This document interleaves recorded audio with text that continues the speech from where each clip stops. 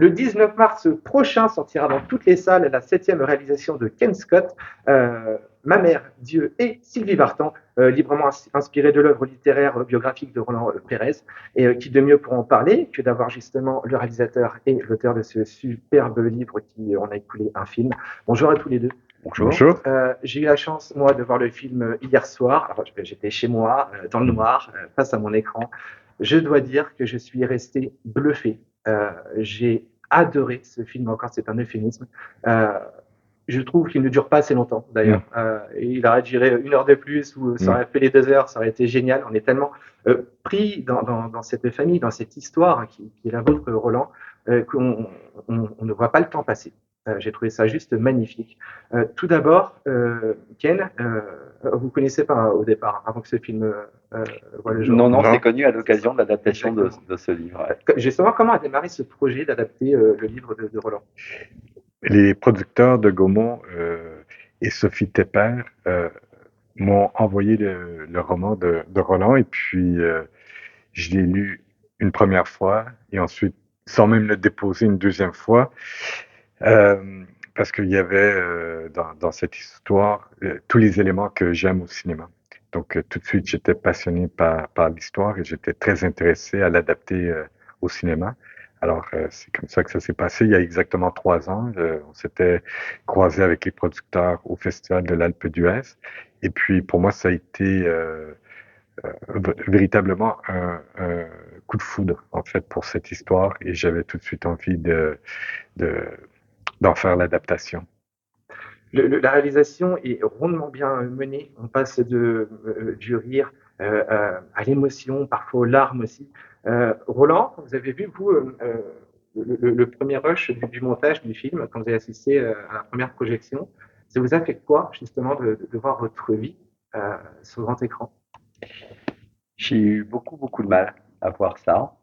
Non pas parce que c'est extrêmement réussi, mais j'avais tellement d'émotions que je n'arrivais pas à être un spectateur lambda. Je n'arrivais pas à me dire que c'était mon histoire. Et puis je retrouvais ma mère. Déjà, ce lien, ma mère que j'avais perdu il y a quelques années, et que je retrouve tout d'un coup sur le grand écran avec voilà, avec une Leila époustouflante qui me fait revoir ma mère plus vraie que nature. Donc j'ai été très ému. J'ai pas pu profiter totalement du film la première fois. Il a fallu vraiment que je le voie une deuxième fois pour que l'émotion s'apaise un peu et que je puisse voilà profiter pleinement de ce film. Oui, parce que les personnages principaux sont interprétés par Leila Bekti et Jonathan Cohen. Leila Bekti, justement, qui a l'habitude de faire des rôles de femmes fortes, parfois avec du caractère, suivant les films qu'elle tourne. En tout cas, dans ce film-là, elle a un personnage qui est tellement prenant d'amour et de combativité envers vous, Roland, euh, qui, qui, qui, qui crève l'écran. C'était votre quand vous l'aviez vu interpréter la première fois sur le plateau de tournage Esther, vous avez pensé quoi de Leïla? Ben, on a fait un travail, c'est pas toujours le cas au cinéma, mais on a travaillé en pré-production, c'est-à-dire avant même de commencer à tourner. On a fait beaucoup de répétitions et on a travaillé justement pour aller trouver ce personnage, parce que c'est un personnage qui est haut en couleur, c'est un personnage qui a à la fois toutes les qualités du monde, mais aussi quelques défauts. Et on voulait absolument faire en sorte que de pas lisser en fait les défauts, parce que bon, parfois c'est ça la tentation. Euh, mais c'est un personnage incroyable, cet Esther, et c'est une des raisons pourquoi j'ai voulu écrire ce scénario et faire ce film. C'est cette mère qui vit cette histoire c'est une histoire qui est, c'est particulier, c'est singulier, mais en même temps, ça nous permet de creuser euh, une thématique qui est universelle, qui touche les gens et, euh, et voilà. Léla, elle a su magnifiquement bien incarner en fait cette mère qui est en quelque sorte une représentation beaucoup de nos mères, je dirais. Justement, vous dites une thématique universelle dans vos œuvres cinématographiques. C'est une thématique, les rapports intrafamiliales qui revient assez souvent. C'est un sujet qui vous inspire, vous, Ken? Je me rends compte que oui, que la famille m'inspire et puis euh, j'aime explorer ces relations. Je pense que c'est quelque chose de parler de la famille, ça peut toucher les gens. Et puis, je vois c'est ce que j'ai vu en fait dans l'histoire de Roland. C'est cette opportunité de replonger euh, dans ces dynamiques qui sont complexes. J'aimais bien l'idée d'avoir un film qui se passe un peu en deux parties. Il y a la première partie du film, c'est l'histoire de cette mère qui se bat bec et ongle pour aider cet enfant à s'affranchir d'un handicap. Mais après, il y a la deuxième partie où il y a cet enfant qui, plus tard, doit lui s'affranchir de sa mère qui est trop présente. Donc, c'est deux parties, c'est une histoire qui se passe sur 50 ans, mais il y a deux parties qui se font miroir comme ça, et je trouvais que ça me permettait d'explorer d'une belle façon ces relations complexes. Justement, Roland, j'allais y venir. Euh, Tout est dans le titre, en fait, au final, parce que votre livre, ainsi que le film qui porte le même titre, c'est Ma mère, Dieu et Sylvie Vartan. Euh, Votre mère passe avant Dieu et Sylvie Vartan. Euh, dans le film, dans votre livre, on y voit forcément un amour pardon, inconditionnel de votre mère envers vous. Euh, et parfois peut-être un peu trop, justement. Ça a été son défaut de trop vous aimer, peut-être. Alors, on s'aperçoit bien tard quand les gens sont partis que c'est jamais un défaut Bien de sûr. trop aimer. Quand on le vit, parfois oui, mais en fait, c'est ce trop plein d'amour qui lui a apporté cette détermination qu'elle aurait eu pour chacun de ses enfants et qu'elle a eu pour chacun de ses enfants. Là, on a mis le doigt sur effectivement mon handicap qui était plus important peut-être que d'autres enfants un peu différents, mais on a tous, toutes les familles connaissent des enfants différents. Simplement, ma mère, qui est une maman comme voilà, j'ose espérer toutes les mamans combative, a mis tout son amour au service de ce combat, qu'il a forcément aveuglé, mais il faut vivre parfois dans l'irréalité pour essayer de mener des combats. Elle n'a pas voulu entendre la médecine, la rationalité, peut-être parfois mon père. Et puis voilà, après c'est mystique, Dieu s'en est mêlé puisqu'elle a prié, prié, prié. Et puis quand le traitement a été trouvé, il a dû être complété par quelque chose saupoudré par une poudre magique qui est Sylvie Vartan. Donc oui, c'est le triptyque de ma vie, ma mère, Dieu et Sylvie Vartan dans l'ordre d'apparition dans ma vie. Justement, Sylvie Vartan, c'est un petit peu votre deuxième maman directement, si je puis dire.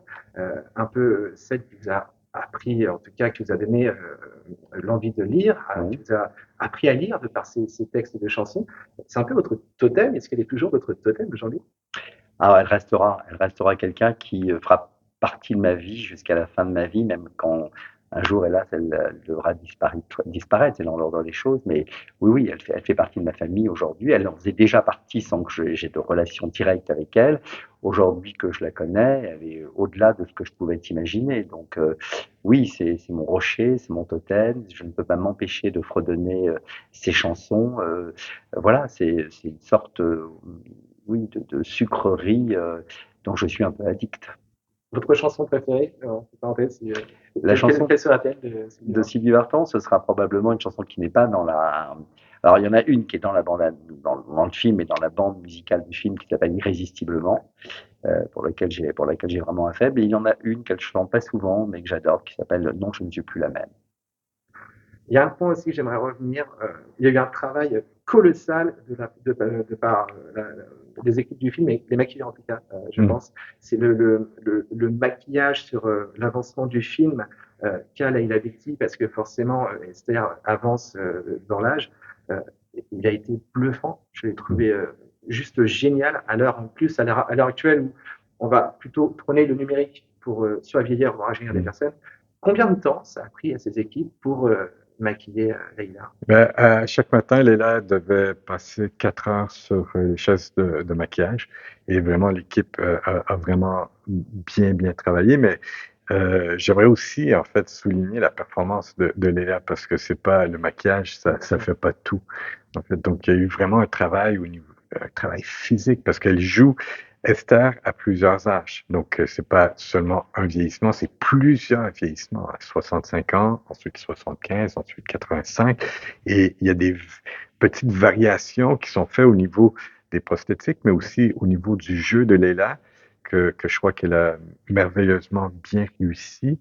Et ça, c'est un travail physique, c'est un travail au niveau de son souffle, c'est un travail aussi au niveau du jeu, parce que ça se passe.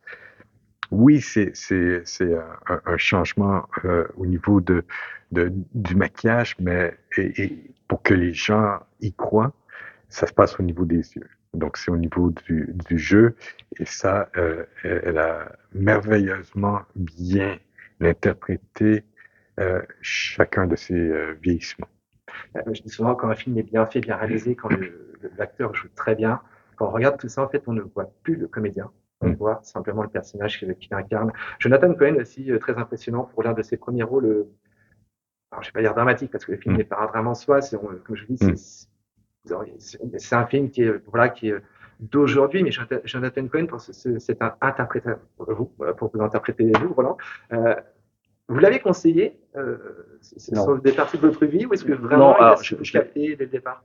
Non, je l'ai évidemment rencontré avant qu'il commence, avant que le casting soit fait et que Ken choisisse finalement Jonathan. Évidemment, j'ai pas boudé mon plaisir de savoir qui était Jonathan qui allait jouer mon rôle, mais en fait, dès qu'il a lu le scénario écrit par Ken, il a explosé en sanglots. Il est très, très percuté. Il l'a fait au départ, voilà, parce qu'on lit les scénarios qu'on reçoit, parce que le directeur de casting missionné par Ken lui avait proposé ce rôle.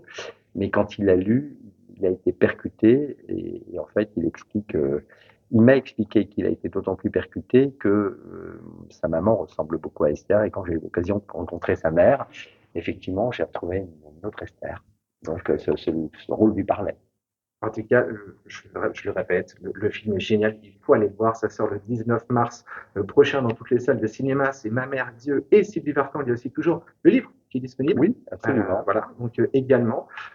Dernière question à tous les deux. Est-ce que vous croyez au miracle? Je ne crois qu'au miracle. Ma réponse serait plus nuancée, mais... Je n'étais pas convaincu. Non, ben, oui, non, mais il y a des miracles. Mais après, la discussion, elle est longue après. Ce sera notre débat, en tout cas. Ouais. Merci à tous les deux d'avoir pris le temps de répondre à mes questions. Je le répète, pardon. Le film sort le 19 mars prochain. Ma mère, Dieu et Sylvie Vartan. Et quant à nous, on se quitte avec la bande-annonce.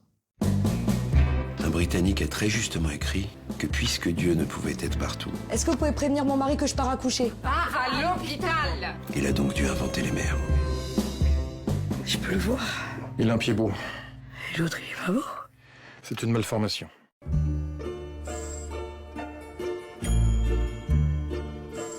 Votre enfant est handicapé. Non.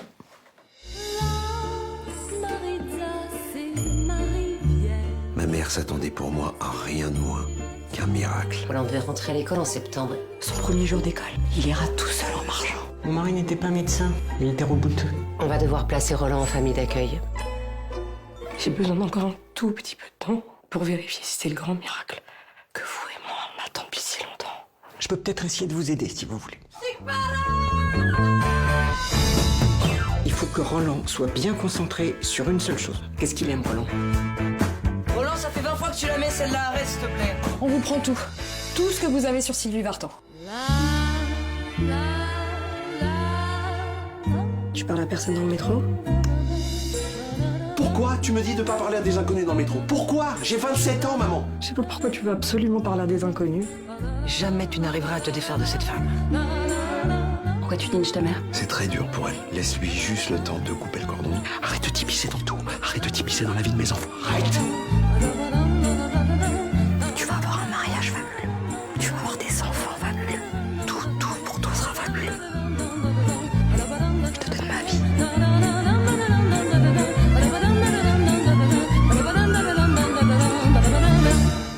Madame Pérez, la maman de Maître Pérez. C'est très familial. Et c'est ce qu'on aime. Bon,